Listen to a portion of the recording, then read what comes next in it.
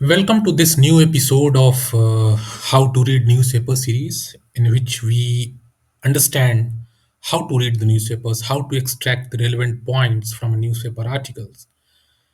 This article is from The Hindu of 21st February.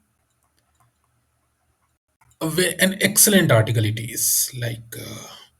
Excellent article on economy. Is consumption enough to drive growth? Is consumption enough to drive growth? This article from the Hindu, an excellent one to r- revise your basic economic concepts. So let's start. An economy's growth is like sailing on two boats tugged to each other. Economy is growth. It says कि what is economic growth? तो एक economic growth means कि two boats are sailing together tugged to each other. These are the two boats. Okay. These two boats are tugged to each other and both are sailing together in a particular direction. Means it needs to balance these two boats. Boat number one and boat number two should be balanced to make a effective economy growth. Then what these two boats actually mean? On one side is the supply or the production of goods and services. One boat is supply and and on the other is the demand or expenditure. The other part is demand. So the two boats required to sail together are, one is supply, one is demand. Supply and demand should be sailing together in sync, in tandem, for a effective economic growth. Supply और demand दोनों एक साथ अच्छे से वो दोनों नाव तैरने चाहिए, तभी उन वो एक तरीके से बैलेंस करके आगे चल पाएंगे. So GDP or gross domestic product is the value of production process adds. Basic सा डेफिनेशन है जीडीपी का, ये आपको पता होगा व्हाट इज जीडीपी. ठीक है. डिमांड और एक्सपेंडिचर. डिमांड और expenditure, here it is saying और व्हाट इट मींस. तो डिमांड का मतलब क्या होता है? सपोज करो कि you have 100 rupees and you went to a shop and bought you can say chocolate packet of rupees 100. Okay. तो आपने जो परचेज करा, तो you demanded a chocolate. Okay.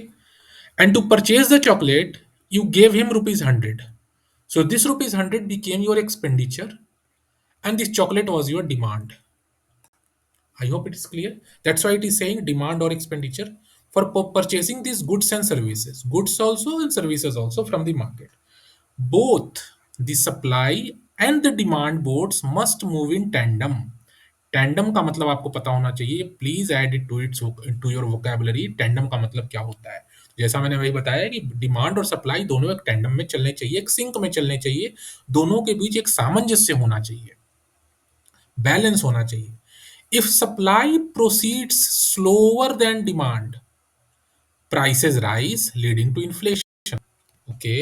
If demand falls behind, firms will be left with unsold inventories, growth slow down. ठीक है. दो point कही जा रही है.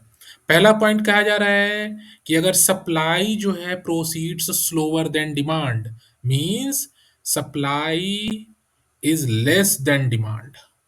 अगर ऐसा है तो क्या होगा? Second situation is second situation is if demand is less than supply. तो दो सिनेरियो है. तो आइए इसको हम लोग समझते हैं. What are these two? First scenario is demand is less than supply. What does it mean? तो suppose tomorrow you have UPSC exam, prelims exam tomorrow 10 AM. अभी रात के बज रहे हैं, सपोज कीजिए कि रात के 8 बज गए हैं, और you need a pen, black color pen to bubble the answer sheet in the UPSC prelims tomorrow. You go to market and there is only one shop open. Okay. There is only one stationery shop open जहां पे आपको जाना है, pen खरीदना है, because pen is very urgent, because tomorrow 9:30 you have exam and morning में 9:30 कहीं कोई दुकान मिलेगी नहीं पेन की. तो आपको पेन चाहिए, एंड आपको ही नहीं चाहिए, आपके जैसे 10 लोग और हैं या 5 लोग और हैं मान लीजिए कि जिनको पेन चाहिए, बट दुकान एक ही है. All these 5 people go to the shop. ठीक है. पांचों गए और पांचों ने कहा कि मुझे ब्लैक कलर की बॉल पॉइंट पेन दे दो. दुकान वाले के पास सिर्फ 3 ही पेन है, ठीक है? This shows demand. The demand is 5, but the supply is only 3, ठीक है? अब पाँचों लोगों को it is very urgent to have the pen, but दुकान वाले के पास 3 ही पेन है और एक पेन की कीमत है ₹10। तो क्या होगा? और पाँचों को ज़रूरत है, तो पाँचों में से लोग पेन 3 ही है, तो लोगों की डिमांड बढ़ गई, बट सप्लाई कम हो गया। तो लोगों ने कहा उसमें से एक बंदा बोलेगा कि भैया मैं 10 की जगह आपको ₹12 देता हूँ, मुझे पेन दे दो। दुकान वाले के लिए बेनिफिट की बात होगी कि भैया जो चीज़ मैं 10 में बेचता था वो अब 12 में बिकने वाली है। दुकान वाले ने खुश होके एक को दे दिया। अब पेन बच गए 2। इसमें से एक बंदा उठा, उसने कहा कि भैया मैं आपको ₹14 दे रहा हूँ, मुझे एक पेन दे दो। तो उसने कहा कि ये दुकान ने कहा बहुत अच्छी बात है, मुझे ₹14 मिल रहे हैं, 14 रुपीज़। अब बच गया एक ही पेन। तो जो एक ही पेन था, अब कंटेंडर हो गए 3 और पेन बच रहा है 1। तो उसमें से एक बंदा उठा, मैं भैया आपको ₹20 दे रहा हूँ, मुझे पेन दे दो। दुकानदार ने दे दिया। तो what is happening over here, that the demand was high, supply was less, so the price of the pen increased. Price of the pen increased.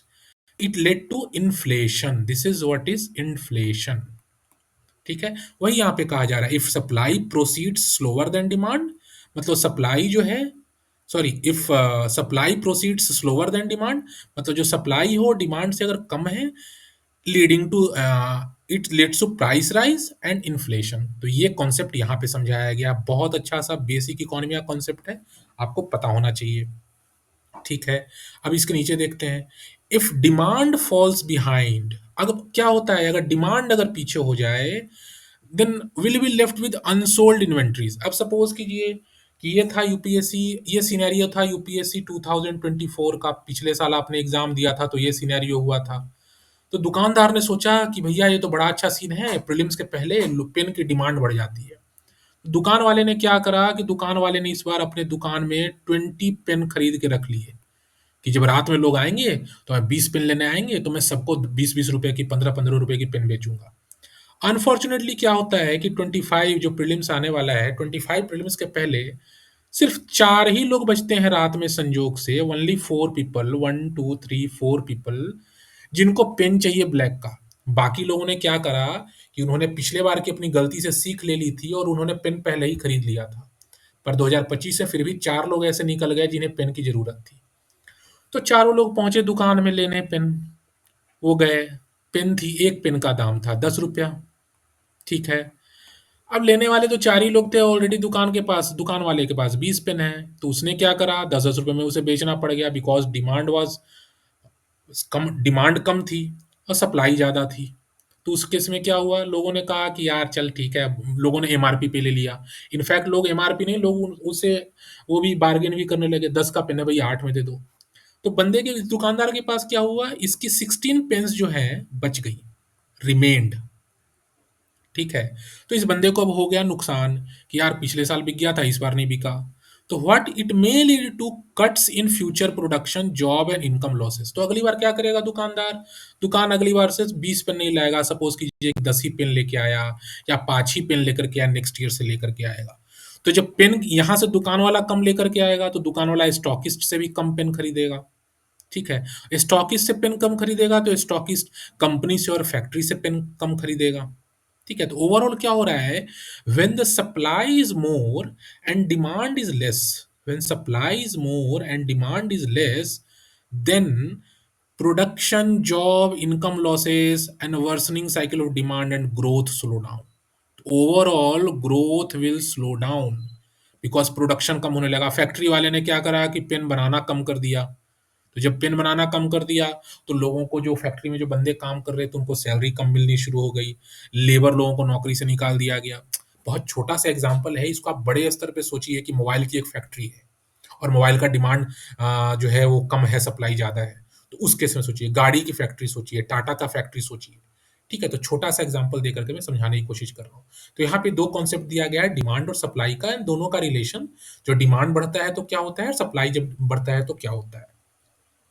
Now here, demand or aggregate expenditure in an economy comes from 4 sources.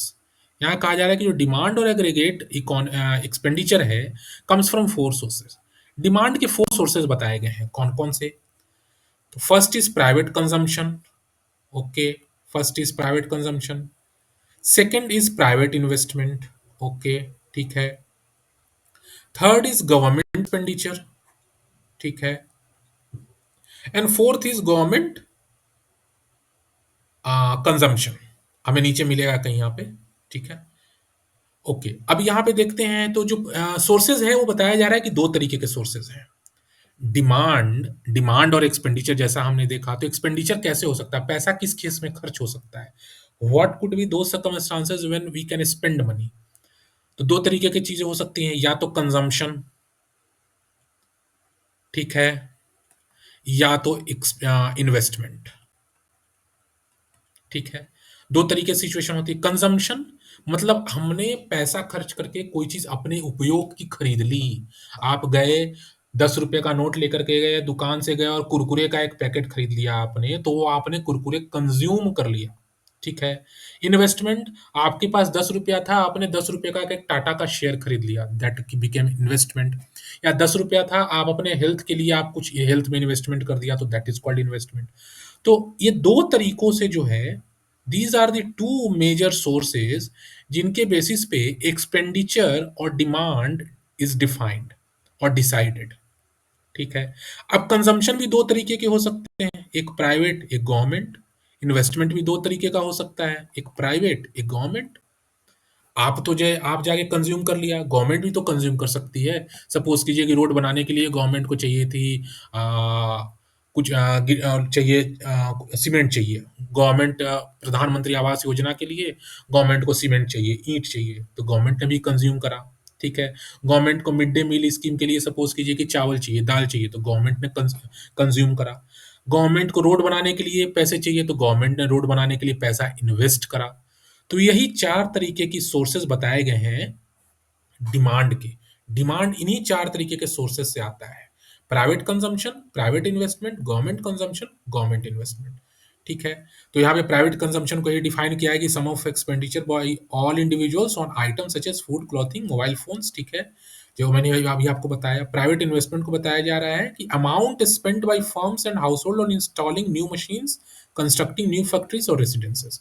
Suppose कीजिए, ठीक है, तो सब जैसे investment, आपने suppose करो कि पैसे हैं और आपने इन्वेस्ट कर दिया किसी चीज में, टाटा का शेयर ले लिया, या आपने एक दुकान खोल ली, मान लीजिए कि आपके पास 100 रुपए थे, उसकी आपने एक दुकान खोल ली, तो that will become as an investment. ठीक है। Third is government expenditure for consumption and investment. ठीक है, ये चौथा यहाँ पे गवर्नमेंट इन्वेस्टमेंट बता रहे हैं। Third is government expenditure, fourth is government investment. The former, farmer का मतलब आपको पता होना चाहिए, यहाँ पे farmer means government expenditure refers to the money spent on day to day government operations। Government expenditure कैसा हो सकता है, डे टू डे जो गवर्नमेंट का ऑपरेशंस है। सपोज कीजिए कि दुकान, गवर्नमेंट को सैलरी देनी है, that is a part of government operations. Government जो है, पुलिस वाले की गाड़ी है, पुलिस वाले की जीप है, जीप में डीजल फिलअप, डीजल का खर्चा है, तो that will become a part of government day to day operations, like paying salaries, officers, teachers, doctors को सैलरी देनी है। ठीक है, तो वो गवर्नमेंट एक्सपेंडिचर का पार्ट है। Fourth is net export, sorry ये फोर्थ नहीं है, third is government consumption investment, fourth यहां पे है। फोर्थ इज नेट एक्सपोर्ट्स और नेट एक्सपोर्ट्स, चौथा है नेट एक्सपोर्ट्स और export minus import of goods and services. ठीक है। ये बेसिकली चार हैं, इसको मैं आपको इजी के लिए पांच में डिवाइड कर रहा हूं कि investment on consumption, private government. One more is here, that is called net exports. Net exports क्या होते हैं, when your exports minus imports. ठीक है। अब इसको अच्छे से समझने की जरूरत है आपको, क्या होता है एक्सपोर्ट्स एंड इंपोर्ट्स। ठीक है। सपोज कीजिए कि इंडिया, टोटल इंडिया ने 100 रुपए का सामान एक्सपोर्ट कर दिया अमेरिका को। ठीक है। पर अमेरिका से इंडिया ने मात्र 50 रुपए का है सामान ही इंपोर्ट किया।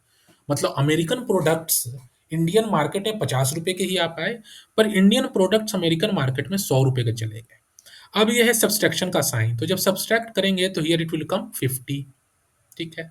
एक दूसरा सिनेरियो लीजिए, सिनेरियो जस्ट इसको रिवर्स कर दीजिए। इंडियन प्रोडक्ट जो अमेरिका में पहुंचे 50 रुपए के, बट अमेरिकन प्रोडक्ट जो है इंडिया में आ गया 100 रुपए का। तो ये हो गया -50, that is a negative sign. ठीक है। तो this is called net export. अब जब यहाँ पे पॉजिटिव साइन है तो इट मीन्स कि यहाँ पे ट्रेड का सरप्लस है।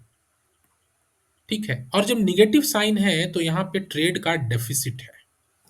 अब ट्रेड डेफिसिट और ट्रेड सरप्लस आपने बहुत अच्छे से पढ़ा होगा, तो ये चीज़ आपको पता होनी चाहिए कि ट्रेड डेफिसिट क्या है, सरप्लस क्या है। अपने कीवर्ड्स के लिए अपने रिवीजन पर्सपेक्टिव से, रिवीजन पॉइंट ऑफ व्यू से इस चीज़ को नोट डाउन कर लीजिए। तो this is called net export.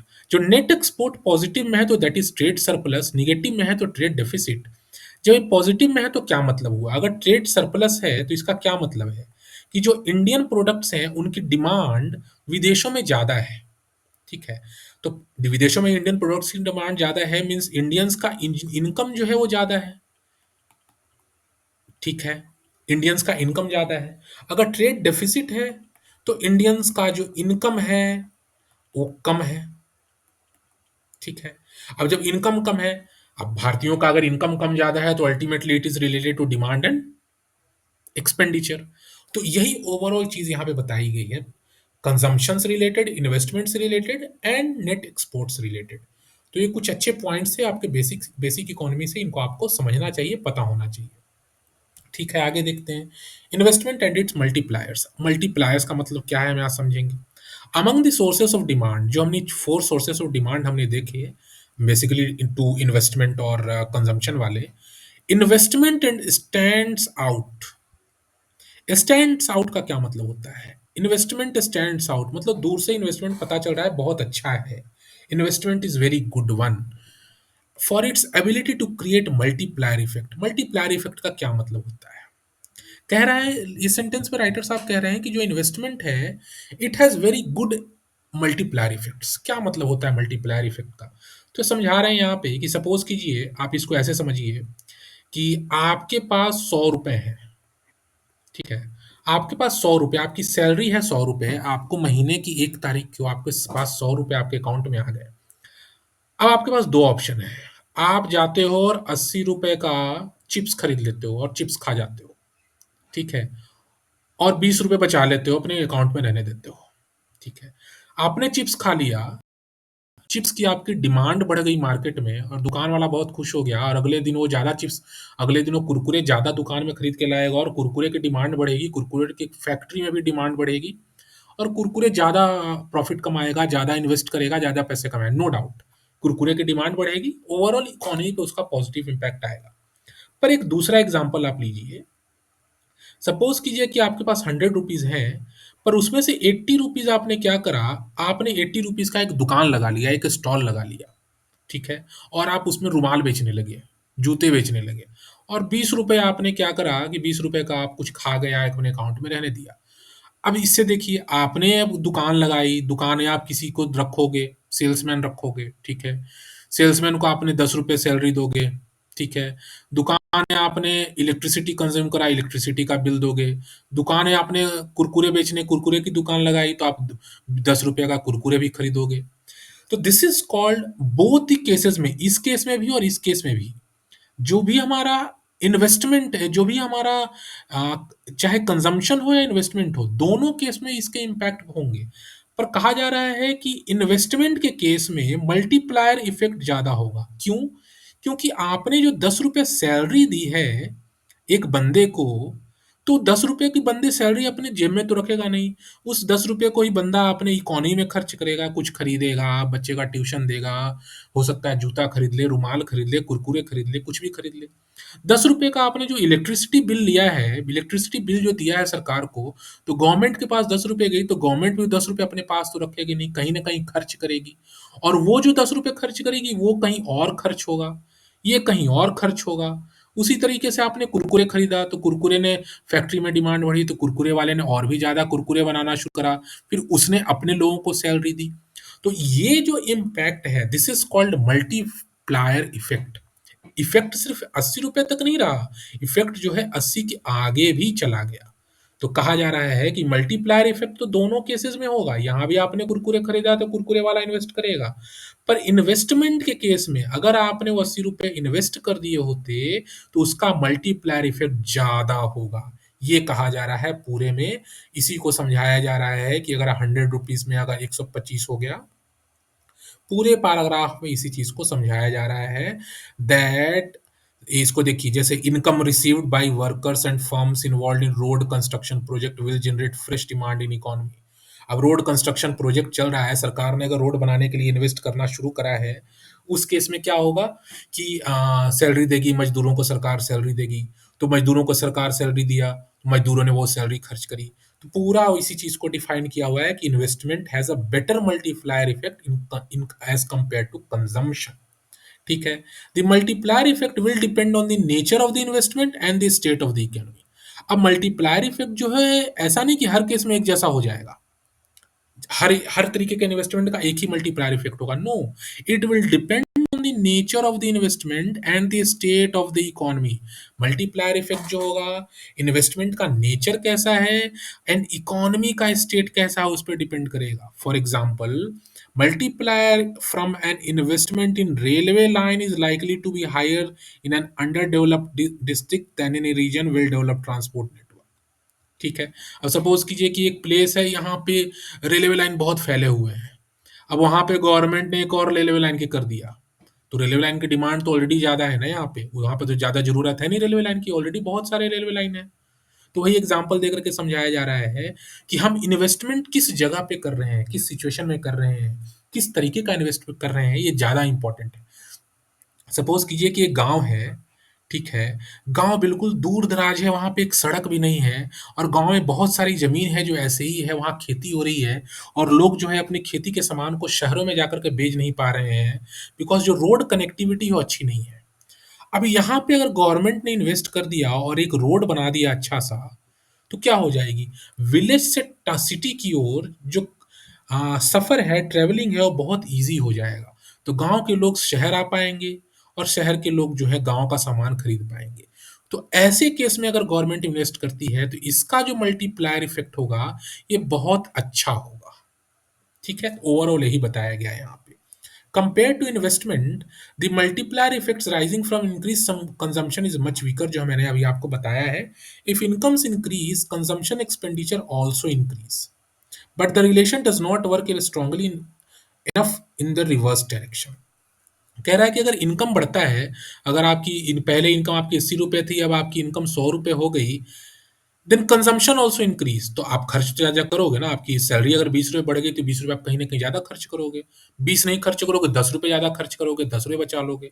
But the relation does not work strongly enough in the reverse direction.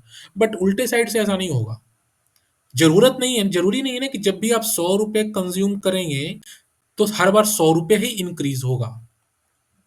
ठीक है, because a rise in consumption cannot lift incomes as much in the rest of the economy।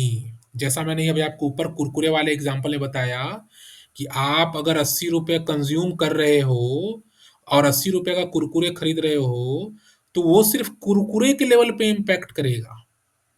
ठीक है, पर अगर आपने 80 रुपए invest कर दिया और जिसमें से कुछ आपने कुरकुरे के पैकेट खरीदे, कुछ दुकान खरीदा, दुकान लगाया, तो वो जो है कुरकुरे से बियॉन्ड इम्पैक्ट होगा। तो सेम चीज यहाँ पे कही जा रही है कि कंजम्पशन हम जितना करते हैं, दैट डज नॉट मीन कि अगर हमने 80 रुपए कंज्यूम करा तो 80 रुपए का ही डिमांड बढ़ा, 80 रुपया ही इनकम बढ़ा। पर अगर 80 रुपए इन्वेस्ट करते हैं तो वो जो है डिमांड के मामले में ज्यादा बेटर इनकम इंप्रूवमेंट देता है, यही कहा जा रहा है यहाँ पे। ठीक है, अब बढ़ते हैं आगे। आगे यहाँ पे कुछ खास नहीं है, यहाँ पे इंडिया और चाइना से कंपेयर करके बताया गया है, तो इसको हम समझते हैं। ठीक है, इंडिया और चाइना का कंपैरिजन, तो यहाँ पे ज्यादा इंपॉर्टेंट नहीं है, हम कोर क्रक्स को देखेंगे क्या क्या है। ठीक है, अर्ली 90s में, 90s के शुरुआत में क्या था, per capita income basic economy concept आपको पता होना चाहिए, प्रति व्यक्ति आय of India and China were almost the same. 90s के टाइम क्या था, शुरुआत के 90s में, मतलब 1991 जो ईयर था, 1991 1992, ये सारे जो शुरुआत के ईयर थे 2-3 साल, इस टाइम जो इंडिया और चाइना का जो पर कैपिटा इनकम था वो ऑलमोस्ट सेम था। Both countries were equally poor with the average income of Indian और चाइनीज बीइंग अप्रोक्सीमेटली, ठीक है। ये फैक्ट इंपॉर्टेंट नहीं है, बस ये वाला आप ओवरऑल आपको पता होना चाहिए। ये फैक्ट इंपॉर्टेंट नहीं है कि एवरेज इनकम क्या था इंडियन के कंपैरिजन में, ये समझाने के लिए दिया गया है। But by 2023, China's per capita income has grown to 5 times as high। ये इंपॉर्टेंट है आपके लिए। पहला पॉइंट, 1991 अर्ली 90s में इंडिया और चाइना वेर ऑलमोस्ट इक्वल, पर जब बात पहुंचती है 2023 में, तो जो चाइना है that is more than 5 times, nearly more than 5 times India, ठीक है। Grown to 5 times as I है इंडिया। और ये जो बात की जा रही है पर कैपिटा इनकम की, प्रति व्यक्ति आय की, मतलब ऑन एन एवरेज एक व्यक्ति की आमदनी कितनी है, इनकम कितना है एक व्यक्ति का। अब आप मुझे बताइए कमेंट में कि इंडिया की पर कैपिटा इनकम आज के डेट में कितने रुपए है, ठीक है। तो ये दो बेसिक चीजें आपको पता होनी चाहिए। आगे क्या है, दी टू कंट्रीज आर कंसिडर्ड, ठीक है। यहाँ पे अगेन कुछ बेसिक से फैक्ट दिए गए हैं, उनके पीछे आपको परेशान नहीं होना, बट फिर भी पढ़ लेते हैं। As a proportion of US level the per capita in China India में इतना इतना इतना। हाँ, द स्पीडी ग्रोथ, ये इंपॉर्टेंट है आपके लिए, इसको इग्नोर कीजिए, इतना फैक्ट आपको याद करने की जरूरत नहीं है। The speedy growth of incomes in China has been led by investment, बहुत अच्छा इंपॉर्टेंट पॉइंट दिया जा रहा है कि चाइना में जो पर कैपिटा इनकम ग्रोथ हुआ है that is basically lead by investment. China's investment rates have been significantly higher than India's from the 1970s onwards। 1970 के दशक से ही चाइना का जो इन्वेस्टमेंट रेट था वो इंडिया से कहीं ज़्यादा था, ठीक है। अब ये कुछ बेसिक से पॉइंट्स हैं, इनको आप समझ के रखो, ये समझने वाली चीज़ है, आपको इनको याद रखो बस। बाकी के इतने डाटा पे आप मत जाओ, इतना डाटा आपको याद करने की ज़रूरत ही नहीं है एग्जाम पॉइंट ऑफ व्यू से। तो 1990 में investment share of GDP, GDP का इन्वेस्टमेंट शेयर, मतलब अगर 100 रुपए का जीडीपी है, सपोज कीजिए कि इंडिया चाइना का जीडीपी अगर 100 रुपए है, तो उसमें से 39 रुपए जो चाइना था और 27 रुपया इंडिया जो था, वो per capita two countries are nearly equal, ठीक है। In 1992 investment as a share of GDP was इतना इन चाइना कंपेयर टू इतना इन इंडिया, ठीक है। अगर 100 रुपया जीडीपी था चाइना का, तो out of those 100 rupees China was investing 39 rupees, but India was investing 27 rupees. This was the case in 1992, even though per capita income of the nearly together nearly equal, उस time per capita income more और less equal थे। The gap in investment rates, पर 1992 के बाद क्या हुआ कि investment rate जो था इंडिया और चाइना के, वो नैरो हो गया during the first half of the 2022, ठीक है। With India's investment rate climbing to इतना, however the two countries responded, ठीक है। ये अब कहा जा रहा है कि 2007 तक तो बात ठीक थी, 2007 तक क्या था कि इंडिया ने भी अपना इन्वेस्टमेंट जो था वो बढ़ा दिया, और इंडिया ही पहुंच गया 35% के आसपास, मतलब 100 रुपए में से इंडिया ही 35 रुपया, 35 रुपीज इन्वेस्टमेंट पे खर्च करता था। तो जो गैप था इंडिया और चाइना के बीच इन्वेस्टमेंट का, दैट गॉट नैरोड डाउन, मतलब वो गैप जो था कम हो गया। But however, the two countries responded to global financial crisis and its have starkly different ways। दिक्कत होती है 2007 और 8 के बाद से, आफ्टर 2007-8 ग्लोबल फाइनेंशियल क्राइसिस जो हुआ था 2007-8 में, ये आपकी इकोनॉमी का एक स्टैटिक इकोनॉमी का पार्ट है, इसको आप पता ध्यान से देखना, रिवाइज करना कि क्या था फाइनेंशियल क्राइसिस। तो इस जो फाइनेंशियल क्राइसिस के बाद जो है इंडिया और चाइना ने अलग अलग तरीके से रिस्पॉन्ड करा, स्टार्कली डिफरेंट वेज। स्टार्कली आप अपनी वोकेबलरी में ऐड कीजिए, आप इसको यूज कर सकते हैं। The investment rate took a big hit in India, big hit in India, hit मतलब इन्वेस्टमेंट रेट इंडिया में कम हो गए, specially after 2012। However China battled its economic challenges with considerable expenditure primarily through state owned enterprise in area such as infrastructure, manufacturing, renewable energy, artificial intelligence. 2012 के after 2012 what did India do, India का जो investment rate था वो कम गया, investment rate declined in case of India, but this did not happen in case of China. China के case में investment rate जो था that increased. How it increased? Through state-owned enterprises, means government companies, public sector unit, जैसे आप India में कह सकते हैं सरकारी कंपनीज, उन कंपनीज के थ्रू चाइना में इन्वेस्टमेंट रेट इंक्रीज हुआ। कौन कौन से सेक्टर में? चाइना ने इंफ्रास्ट्रक्चर में बहुत खर्च करना शुरू करा, मैन्युफैक्चरिंग में, रिन्यूएबल एनर्जी में, आर्टिफिशियल इंटेलिजेंस में। तो ये डिफरेंस था जो 2010 और 12 के बाद कह सकते हैं इंडिया और चाइना के इन्वेस्टमेंट स्ट्रेटजी पे। So in case if UPSC asks you a question in mains, compare and contrast the investment strategy of India and China that led to the different economic growth projections, तो उस केस में आप ये वाला point बहुत अच्छे से दे सकते हैं जो अभी मैंने देखा कि 1990s के टाइम में तो सब कुछ सही था, एक तरीके से बराबर था, इक्वल था। But when it came to the 2010s, उस केस में China's investment grew enormously through state owned enterprises, और उसका इम्पैक्ट ये हुआ कि चाइना की इकोनॉमी को एक बूस्ट मिला है, चाइना इकोनॉमी ग्रू। ठीक है। तो बाय 2013 इन्वेस्टमेंट रेट रोज, ठीक है। अब ये इन्वेस्टमेंट रेट, अगर इन कुछ फैक्ट दिए गए हैं, इन फैक्ट के पीछे आपको परेशान होने की जरूरत नहीं है, बट फिर भी पढ़ लेते हैं कि 2013 तक क्या है कि इन्वेस्टमेंट रेट रोज टू इतना percent in China but dropped इतना इन इंडिया। 2013 में क्या हुआ कि out of its GDP, suppose कीजिए कि 100 रुपी जीडीपी है, तो China was investing 44 rupees on investment but India was spending 31 rupees. ठीक है। तो जो जो यहाँ पे पहले जो हमने देखा था कि यहाँ पे जो 35% इंडिया इन्वेस्ट करने लगा था 2007 में, that reduced to 31 rupees. In 2023 these rates were 41 and 30। 2003 में ये और घट के कितना हो गया? चलिए, चाइना के केस में तो 41 हुआ बट इंडिया के केस में और भी कट गया, तो इंडिया के केस में और नीचा चला गया। ठीक है। इसी चीज को चार्ट के थ्रू बताया गया है।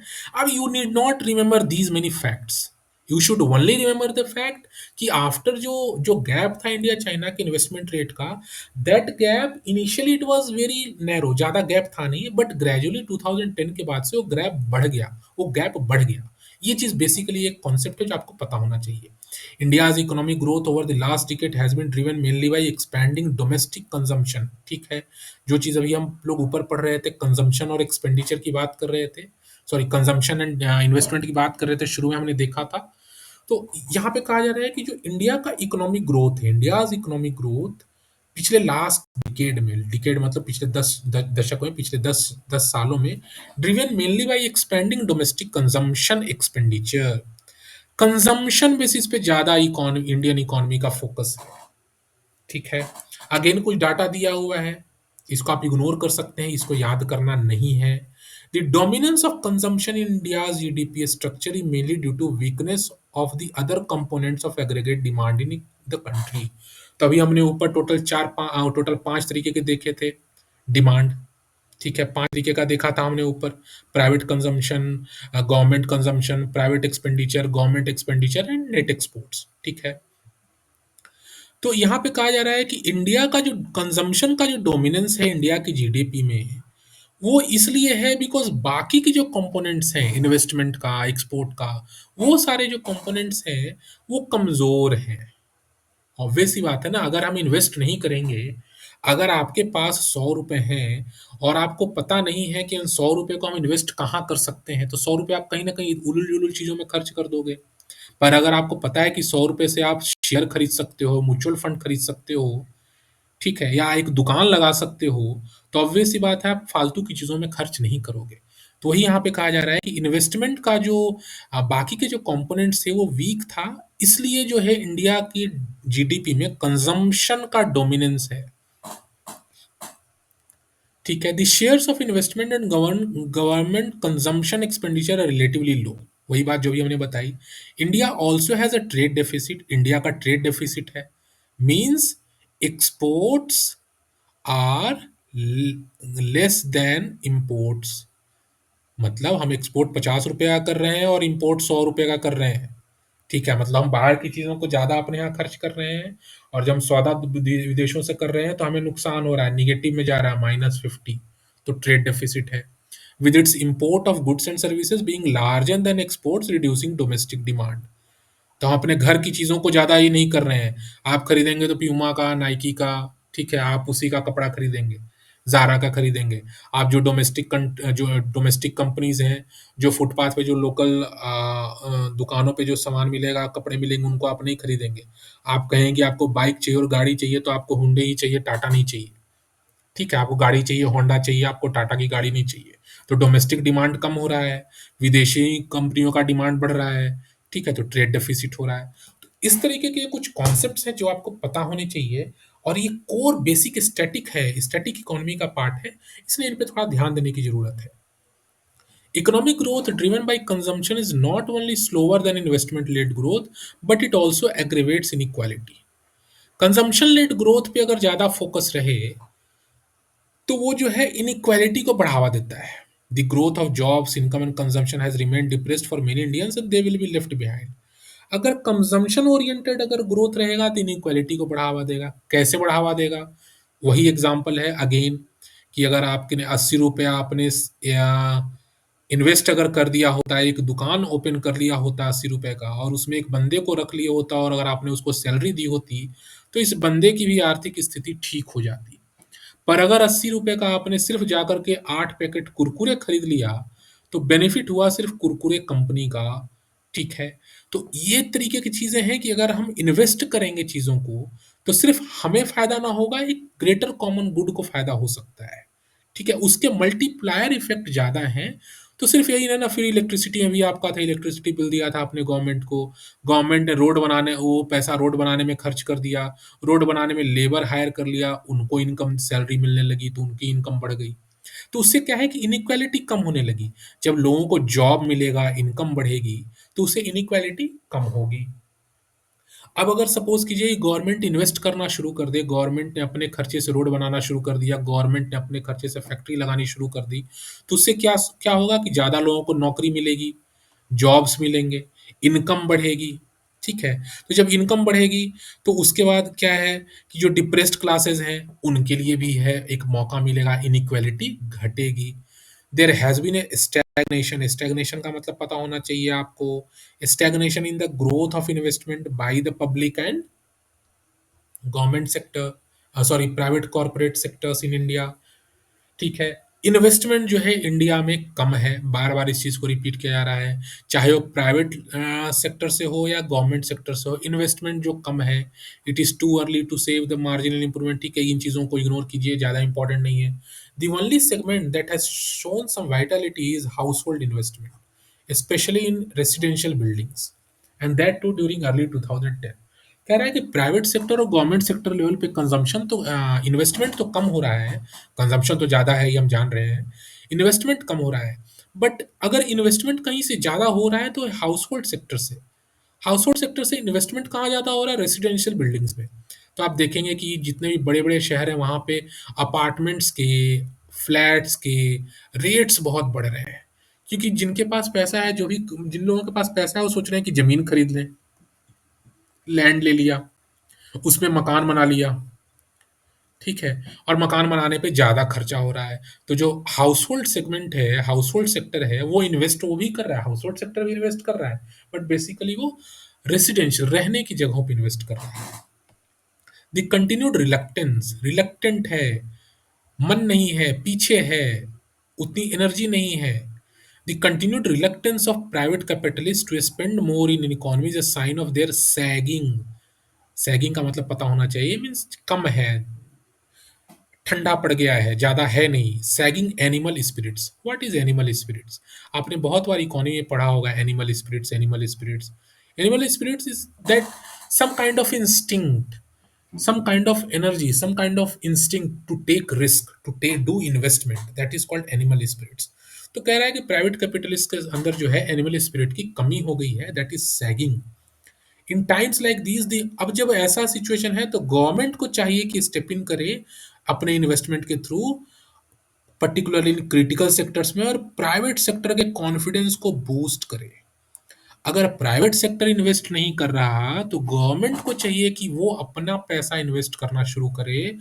तो जो गवर्नमेंट इन्वेस्ट करना शुरू करेगी तो जो प्राइवेट सेक्टर के लोग होंगे उनको देख के लगेगा यार गवर्नमेंट तो खर्चा कर रही है, मतलब इकोनॉमी में जरूर कुछ दम है। तो प्राइवेट सेक्टर भी उनको देख कर कॉन्फिडेंस आएगा और वो भी इन्वेस्ट करेंगे। And help spread the benefits of growth to the broader population. ठीक है, तो गवर्नमेंट सेक्टर के ऊपर कहा जा रहा है गवर्नमेंट सेक्टर को इन्वेस्ट करना चाहिए। However the government has not shown it's resolve including in the latest union budget. ठीक है, ये है राइटर साहब का ओपिनियन।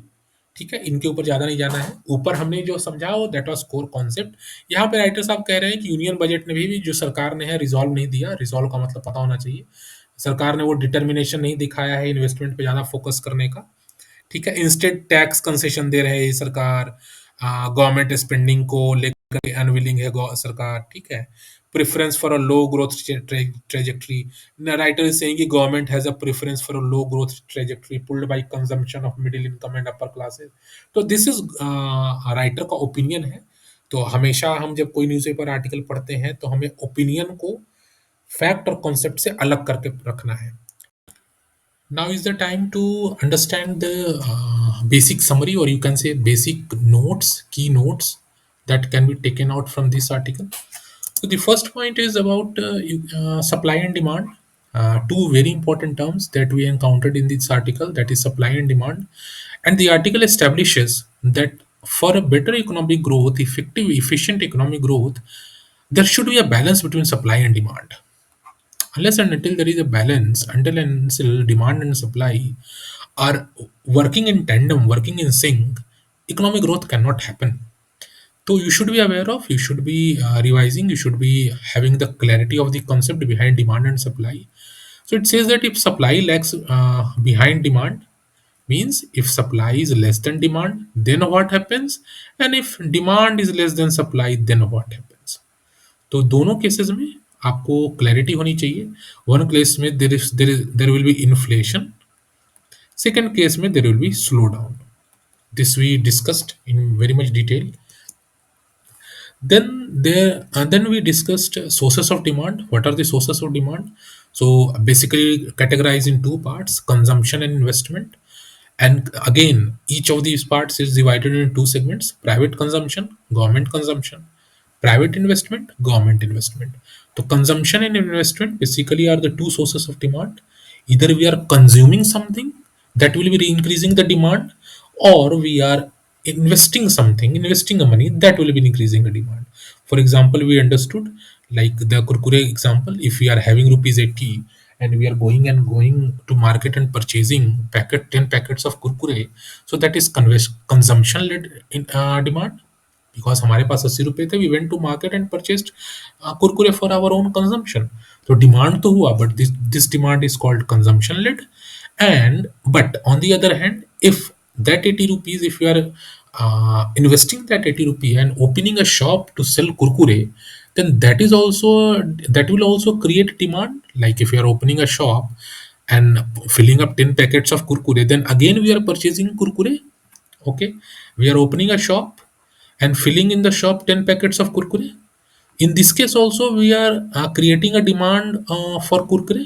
Okay, कुरकुरे का पैकेट का डिमांड इसमें भी हम लोग कर रहे हैं। But this investment will lead to multiplier effect, जो which we read in this article, कि अगर हम इन्वेस्टमेंट कर देते हैं तो it will multiplier effect. How it will multiplier effect? We will be giving rent to the land owner. ठीक है, दुकान का किराया देंगे तो लैंड ओनर की इनकम बढ़ेगी। Will be giving salary to the employ. हमने एक व्यक्ति को रख लिया दुकान का काम करने के लिए, साफ सफाई करने के लिए, तो उसे सैलरी देंगे। We will be paying electricity bill to the government. तो गवर्नमेंट के पास रेवेन्यू जनरेट होगा तो गवर्नमेंट उसको कहीं दूसरी जगह इन्वेस्ट करेगी। सैलरी दिया तो उस बंदे ने किसी उस चीज को कहीं दूसरी जगह खर्च करा। एंड लैंड ओनर को हमने किराया दिया तो लैंड ओनर ने उस चीज को कहीं दूसरी जगह खर्च किया।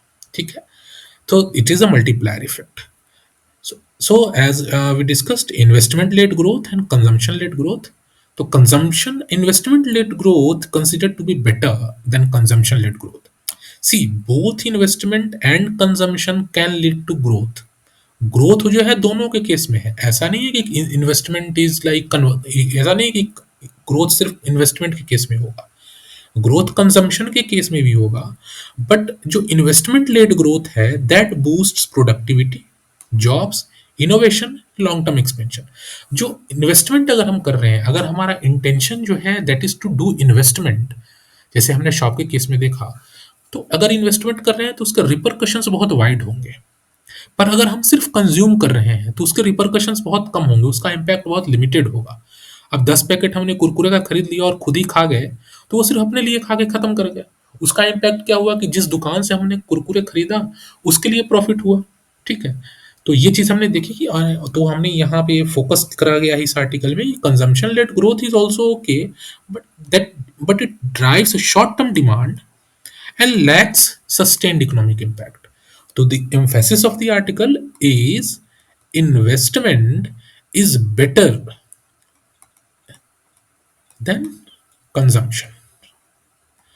The article is saying that we should be focusing more on investment than on consumption.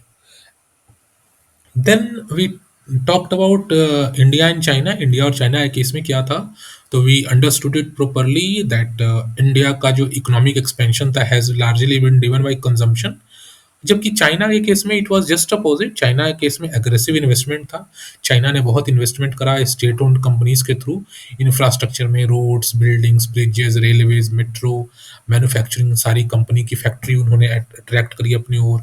Apple, Tesla, सबने वहाँ इन्वेस्ट करा। लैपटॉप भी आप देखोगे बहुत सारे चाइनीज कंपनी हमारे यहाँ अपना सब प्रोडक्ट आके बेच देती हैं। टेक्नोलॉजी के केस में भी चाइना ने बहुत इन्वेस्ट करा।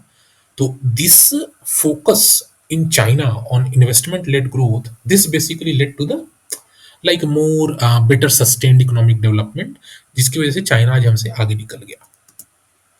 And in conclusion we saw कि प्राइवेट सेक्टर इन्वेस्टमेंट अगर वीक है, कमजोर है, then government should pitch in, should play a stronger role in driving public investment. Government अगर ज़्यादा पिच इन करेगी तो प्राइवेट सेक्टर के लोगों को, कंपनीज को, प्राइवेट सेक्टर का मतलब कंपनीज है, इंडिविजुअल्स हैं, उनके अंदर ये कॉन्फिडेंस आएगा कि ओके गवर्नमेंट इज स्पेंडिंग, तो we should also pitch in, we should also move. फिर यहाँ पे राइटर साहब ने एक ओपिनियन दिया है कि जो भी रिसेंट जो बजट जो पॉलिसीज है रिसेंटली, या अभी जो बजट आया है, उसमें जो है टैक्स कंसेशन पे ज़्यादा फोकस है, स्पेंडिंग पे नहीं। तो फोकस होना चाहिए था स्पेंडिंग पे, ऐसा इनका कहना है, जो कि नो डाउट सही है। बट स्टिल आपको थोड़ा सा ओपिनियन है तो सोच समझ के इस मामले को लेना है। Which may hinder India's long term growth potential, तो कह रहे हैं कि इंडिया का लॉन्ग टर्म ग्रोथ पोटेंशियल को हिंडर कर सकता है। तो as soon as possible we should be shifting to investment led growth. So this is the overall core idea of the article. Then I have given you some key terms to work on. आपको इन की terms पे काम करना चाहिए। अपने static part के notes, books जो भी हो आप रिवाइज कीजिए, उठाइए और पता कीजिए कि इन्फ्लेशन क्या होता है। ये दो टर्म जो इस आर्टिकल में बहुत है, consumption led, investment led growth, trade surplus क्या है, ट्रेड डिफिसिट क्या है, इन चीज़ों को आप अच्छे से देखिए। Some words for your vocabulary, इन वर्ड्स को आप याद कर लीजिए। Near around 10 words are there जो कि इस आर्टिकल से हमने लिए हैं। I hope it will be of very much help to you.